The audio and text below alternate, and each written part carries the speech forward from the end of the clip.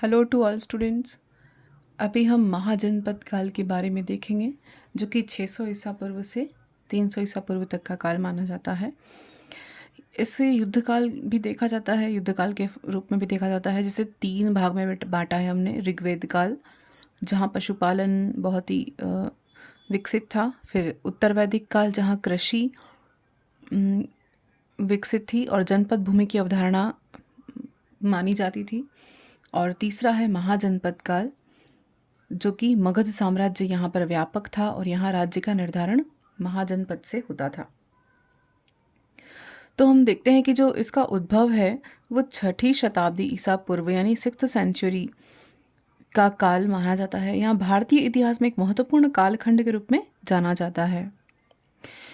और इस काल में जहाँ एक और भारतवर्ष में द्वितीय नगरीय क्रांति का बीजारोपण हुआ, यानी कि हड़प्पा सभ्यता के बाद का काल माना जाता है, और वहीं दूसरी ओर वैदिक कालीन यज्ञ प्रधान धर्म, कर्मकांडीय परंपरा आदि का पराभव होने लगा था।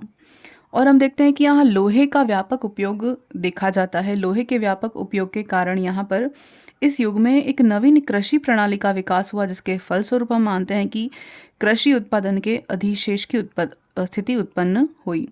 और इसकी वजह से हम देखेंगे कि इस कालखंड में बड़ी बड़ी बस्तियों यानी कि नगरों का प्रादुर्भाव हुआ। और इसी समय वैदिक कालीन छोटे छोटे राज्यों के स्थान पर प्रभावी और बड़े राज्यों की पृष्ठभूमि तैयार हुई, यानी जिन्हें हम जनपद कहते हैं। जिन जिन अभी हम जैसे राज्य बोलते हैं, वैसे ही उस काल में जनपद हुआ करता था। और इसी काल में भारत के राजनीतिक पटल पर महाजनपदों यानी कि बड़े बड़े राज्यों का उदय हुआ। इन्हीं महाजनपदों ने देश की राजनीतिक और आर्थिक पद्धति में नवीनता की शुरुआत की। और इसी काल में राजनीतिक हलचल के साथ साथ धर्म के क्षेत्र में भी अनेक बौद्धिक और धार्मिक आंदोलन की पृष्ठभूमि तैयार हो रही थी। हम मानते हैं कि ईसा पूर्व 6ठी शताब्दी की सामाजिक और आर्थिक स्थितियों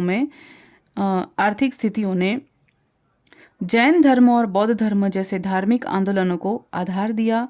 और इन नवोदित जो नए धर्म थे, उनमें ऐसी सामाजिक और आर्थिक व्यवस्था की स्थापना हुई और उन्हें प्रोत्साहन मिला, जिसमें कि कृषि प्रधान आर्थिक व्यवस्था को उन्नति मिल सके।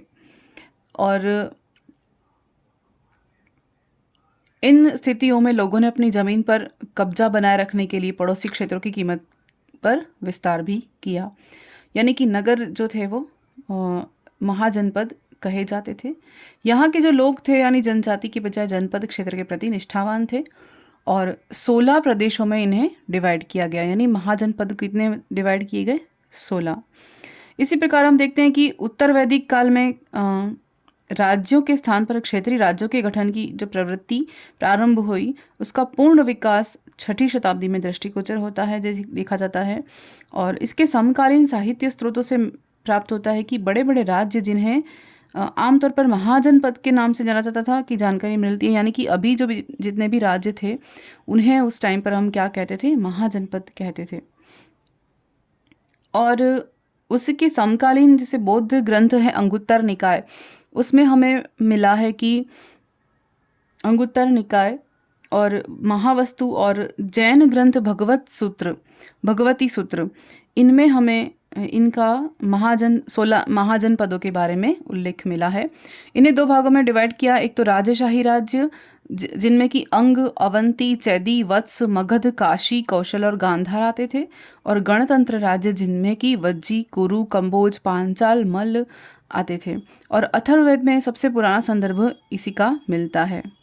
और इसके साथ अगर जैन ग्रंथ भगवती सूत्र में हम देखें तो इनके नाम थे अंग, बंग, मगह जो कि मगध भी कहा जाता है, मलय, मालव, कच्छ, वत्स या वत्स, गच्छ, लाठ, पाढ़्य या पौंड्र, वज्जी, मौली या मल्ल, काशी, कौशल, अवध और संभुत्तर। तो ये जैन ग्रंथ भगवती सूत्र में इनके नाम ये मिलते हैं। और इसके अलावा यहाँ अवंती, चैदी, वत्स, कौशाम्बी, शूरसेन, मत्स्य, मगध, अंग, मल्ल, काशी, कौशल, पांचाल, कंबोज, ये सभी 16 महाजनपद थे जो अंगुत्तर निकाय में मिलते हैं।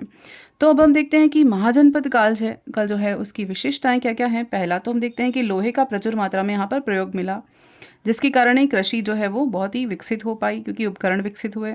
उसके बाद इनके प्रमुख नगर कौन से थे? चंपा है, राजगृह है, वैशाली, वाराणसी, साकेत और कौशाम्बी। ये इनके प्रमुख नगर देखे जाते हैं। फिर विनिमय प्रणाली के रूप में क्या हुआ? मुद्रा जो है वो उनकी शुरुआत हुई। और इन जनपदों में दो प्रकार की शासन प्रणाली विद्यमान थी। पहली तो राजतंत्रात्मक और दूसरी गणतंत्रात्मक। राजतंत्रात्मक में यहाँ का मुखिया जो होता था वो राजा कहा जाता था, और गणतंत्रात्मक यानी कि यहाँ का जो शासन जो है वो राजा के द्वारा न होकर गण या संघ द्वारा संचालित किया जाता था। फिर इनमें हम जो 14 जनपद हैं उनमें देखते हैं कि जनतंत्रात्मक व्यवस्था थी। 16 में से जो 14 जनपद थे उनमें क्या था? राजतंत्रात्मक व्यवस्था थी। लेकिन निम्न में से दो जो है वो गणतंत्रात्मक व्यवस्था के प्रमाण मिलते हैं, जैसे कि वैशाली यानी वज्जी में और कुशीनारा के मल्ल में, या इन दोनों में क्या था? गणतंत्रात्मक व्यवस्था देखी जाती है। ऐसे यहाँ मैप सभी यहाँ पर आपको एक प्लेस यहाँ पर किया गया है, जिससे कि हमें आइडिया आ जाता है कि कंबोज जो कि भारत के बाहर और गांधार जो कि भारत के बाहर, यहाँ कुरु भारत के अंदर, दिल्ली जो कि अभी वर्तमान दिल्ली है, कुरुक्षेत्र, शूरसेन, मत्स्य, अवंती ये सभी राजस्थान में हैं। उसके बाद अशमक जो कि एकमात्र दक्षिण में स्थित है। उसके बाद कौशाम्बी है, मल्ल है, पांचाल, कौशल, मगध, अंग ये सभी यहाँ पर देखे जाते हैं। तो नेक्स्ट देखते हैं आगे।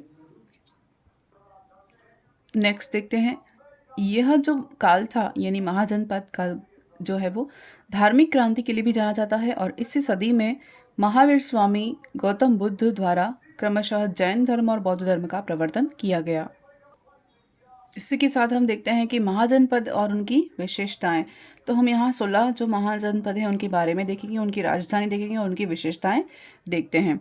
सबसे पहले हम अंग जो है वो उसमें उसकी राजधानी थी चंपा। यह जो है बिहार के मुंगेर और भागलपुर में फैला हुआ है और मगध के पूर्व में था। और चंपा का जो नाम है पुराणों में मालिनी मिलता है, और भारत के प्रसिद्ध नगरियों में से एक था अंग। इसको अगर हम महाभारत से लिंक करें तो आपको याद रहेगा, क्योंकि ये महाभारत जो काल है उसी से सिमिलरिटी दिखाता है। और दूसरा है अशमक, जो कि दक्षिण भारत का एकमात्र महाजनपद था, जिसकी राजधानी थी पोतन। और यहाँ ये जो है वो नर्मदा और गोदावरी नदियों के बीच स्थित है। और जितने 15 जो शेष महाजनपद हैं वो उत्तर में स्थित थे। तीसरा है अवंती। अवंती की राजधानी है उज्जैनी और दक्षिण में मालवा और नर्मदा नदी तक स्थित है, और उत्तर में यह ग्वालियर तक फैला हुआ है। प्राचीन काल में यह जो है वो है वंश का शासन हुआ करता था, और आधुनिक मालवा जो है वही प्राचीन अवंती कही जाती है। और उत्तरी अवंती यानी कि उज्जैनी और दक्षिणी अवंती जो महिष्मती कही जाती है। फिर हम देखते हैं चौथा महाजनपद जो कि चेदी। इसे याद करने के लिए हम यहाँ AAA और C ट्रिक देखते हैं। ऊपर के पहले अंग, अशमक और अवंती AAA और चेदी यहाँ C से हम कंसिडर करें। वर्तमान में यह बुंदेलखंड में स्थित है और राजधानी जो है उसकी शक्तिमती है। इस राज्य का उल्लेख जो है वो महाभारत में मिलता है, और इसके जो राजा थे वो शिशुपाल थे। इसके बाद अगर पांचवा देखें तो गांधार, यहाँ G से हम कंसिडर करते हैं।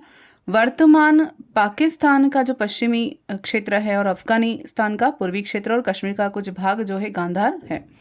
फिर हम देखते हैं काशी की राजधानी वाराणसी, जो कि वरुणा और असी नदियों के संगम पर स्थित है। और यहाँ का राजा जो है वो जैन तीर्थंकर पार्श्वनाथ के पिता अश्वसेन थे।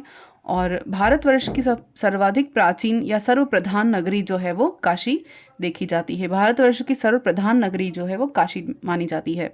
फिर देखते हैं कंबोज। यह पश्चिम के बदख्शां और प्रदेश जो है वो कंबोज महाजनपद कहलाता था, और राजधानी इसकी है हाकट या राजापुर, जो कि भारत से बाहर स्थित है। फिर हम देखते हैं कौशल की राजधानी है अयोध्या, और इसकी द्वितीय राजधानी है श्रीवस्ती। राजा कंस को यहाँ पाली ग्रंथों में 12 नरसिंह कहा गया है, और उसी ने काशी को जीतकर कौशल में मिलाया था। तो कंस से कौशल हम याद रख सकते हैं। फिर कुरु की राजधानी जो है वो आधुनिक इंद्रप्रस्थ यानी दिल्ली है, और राजा जो है वो सुतसौम, कौरव, धनंजय, कुरु धम्म जातक के अनुसार लोग अपने सीधे और सच्चे मनुष्य उचित वर्ताव के लिए यहाँ अग्रणी माने जाते थे, और यहाँ जो है वो दूसरे राष्ट्रों के लोग इनसे धर्म सीखने के लिए आते थे। फिर हम देखते हैं मगध जो है यहाँ महाजनपद जो है वो दक्षिण बिहार के पटना गया में स्थित है और इसकी प्रारंभिक राजधानी राजगिरी जो कि यानी कि चारों ओर से पर्वतों से घिरी हुई, इसलिए इसे गिरिव्रज भी कहा जाता था। और इसकी स्थापना बृहदरथ ने की थी, जो कि सबसे शक्तिशाली महाजनपद मगध माना जाता है, जहाँ के प्रतापी शासक थे चंद्रगुप्त मौर्य। नेक्स्ट हम देखते हैं मल्ल। यह एक गणतंत्र था और यहाँ गोरखपुर के आसपास स्थित है। या इनकी दो शाखाएं थी, एक की राजधानी जो है वो कुशीनगर या कुशीनारा और दूसरी राजधानी थी पावा या पव, जिसे वर्तमान जो कि फाजिल नगर कहा जाता है। नेक्स्ट हम देखते हैं मत्स्य जो राजस्थान के अलवर, भरतपुर और जयपुर शामिल हैं इसमें, और इसकी राजधानी थी विराटनगर। फिर 13 हम देखते हैं पांचाल। यह है पश्चिमी उत्तर प्रदेश में स्थित है और पांचाल की दो शाखाएं हैं, वो उत्तरी और दक्षिणी कही जाती हैं। उत्तरी पांचाल की राजधानी जो कि अहिछत्रपुर है नागौर, और दक्षिणी पांचाल की राजधानी जो है कामपिल्य मानी जाती थी। फिर हम देखते हैं शूरसेन 14वां, जो राजधानी जो है इसकी मथुरा है और अवंती का पुत्र यहाँ का राजा था। और पुराणों में मथुरा के जो राजवंश हैं इनको यदुवंश कहा जाता था और यह जो स्थान है वह ज्ञान और बुद्धि और वैभव के कारण बहुत ही प्रसिद्ध था। फिर नेक्स्ट देखते हैं वज्जी। यह 8 गणतंत्र कुलों का संघ था जो कि उत्तर बिहार में गंगा के उत्तर में था और इसकी राजधानी है वैशाली। इसमें बिहार के दरभंगा, मधुबनी, सीतामढ़ी, शिवहर और मुजफ्फरपुर शामिल हैं। लास्ट है वत्स या वंश। उत्तर प्रदेश के प्रयाग जो कि आधुनिक प्रयागराज है उसके आसपास केंद्रित था। पुराणों के अनुसार यहाँ निचक्षु के जो राजा निचक्षु ने यमुना नदी के तट पर अपने राजवंश की स्थापना की और तब की जब हस्तिनापुर राज्य का पतन हुआ। और इसकी राजधानी है कौशाम्बी। यहाँ 4 सबसे शक्तिशाली महाजनपद जो हैं वो कौन कौन है? मगध है, वत्स है, अवंती और कौशल। ये सबसे ज़्यादा शक्तिशाली महाजनपद माने जाते हैं और मगध जो है वो उत्तर में राजनीतिक गतिविधि का केंद्र माना जाता था। इसके नेक्स्ट वीडियो में हम मगध साम्राज्य के बारे में देखेंगे और इसी के साथ हमारा महाजनपद कंप्लीट हो जाएगा। धन्यवाद।